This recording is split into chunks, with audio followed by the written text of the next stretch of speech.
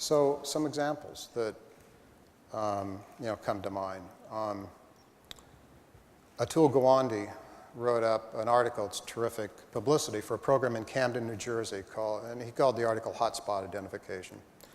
Dr. Jeff Brenner in Camden started doing this, and there's no technology involved. The only technology was using a database to identify the individuals who were so sick, frequent flyers in insurance parlance, that they were costing an inordinate amount of resources for the healthcare system in the wrong place.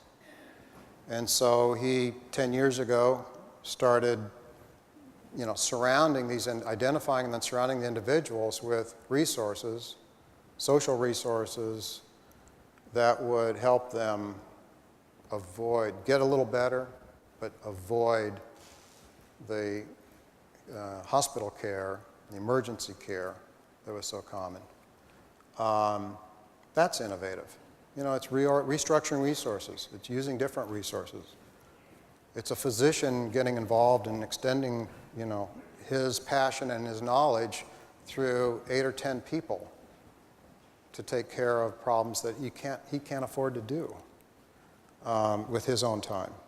So that's innovative, and we're gonna have that in San Diego. The San Diego Organizing Project, their affiliate, is very involved in what's grown to be a large project in Camden, and they've just I learned 3 days ago, 2 days ago, that they're starting to do a pilot here in San Diego. That's terrific. That's an example of innovation.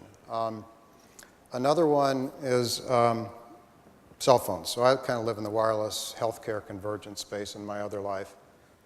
And, cell phones have become not ubiquitous, but virtually. There's 5 billion of them around the world. And you walk into most of the clinic offices, and people may not have a fixed address or a reliable address, or they may bounce back and forth between mom and dad, or friends and wherever. But most of them have a phone. It may be a simple phone. It's not a smartphone, but it can do voice and it can do texting. So here's a way to actually communicate with your patients directly, to manage them, to help them, to remind them. So that's using that technology in innovative ways and inexpensive ways, finding the way to do it. That's, in our mind, that's an example of innovation. And pretty soon it'll be standard. But for now, it's innovation. The disconnection cost in healthcare is huge. All right, we repeat tests and visits and histories and physicals and all of that. So programs that link the disconnected provider community, that's innovative. Years ago, we took a little bit of money and funded it into a project between UCSD Medical Center and a couple of local clinics, just to, when they discharged a patient from the ER, they set up a follow-up visit automatically with one of these 2 clinics, and the clinic got the handoff and reached out to that individual and made sure they came in. And the more often you do that, the more likely that they show up at the clinic and not back at the emergency room 4 or 5 days later. So that sort of thing. And we shouldn't, at some level, we shouldn't need it. Here in San Diego, a connected city, or in healthcare, but we do. So that is actually innovative, that sort of thing. I'd say that programs that empower the people that we want to serve, to have more control over their access to care, or access to knowledge, access to benefits, access to help, that can be innovative. And that's a little bit outside the normal ken, because a lot of you are healthcare providers in your clinics, and these are patients, and you see a patient when they come in and they're sick or have a concern.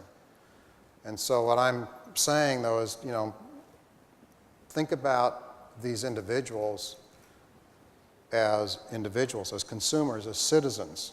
And if you can empower citizens, if you can use programs that empower them to do more for themselves, that is innovative. That's an innovative use of resources. So these are just, examples. I'm just one board member, but I just wanted to, because there have been so many questions, well, what is it? What are we looking for? And I can't answer that specifically, but I just thought give you a little bit of direction. So what's success then for us? Success, I would say, is if we can have a vibrant community of organizations committed to the medically underserved, the poor, the disadvantaged people in our community, and that are sharing ideas, that share the notion that we all need to constantly look for improvements in how we operate in order to expand the capacity of the safety net. You know, make the mesh tighter so not so many people fall through with the resources that are available to us now. They may go up, they may go down. I would not count on them going up.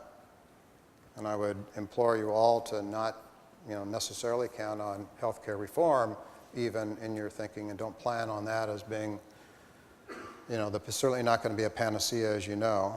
We hope it works. That's maybe the last hope, to put more resources into this community. But we need to plan for using what we have now, because what we have now is what you can count on. So, again, thank you, and I hope that you all will work with us in this grand project.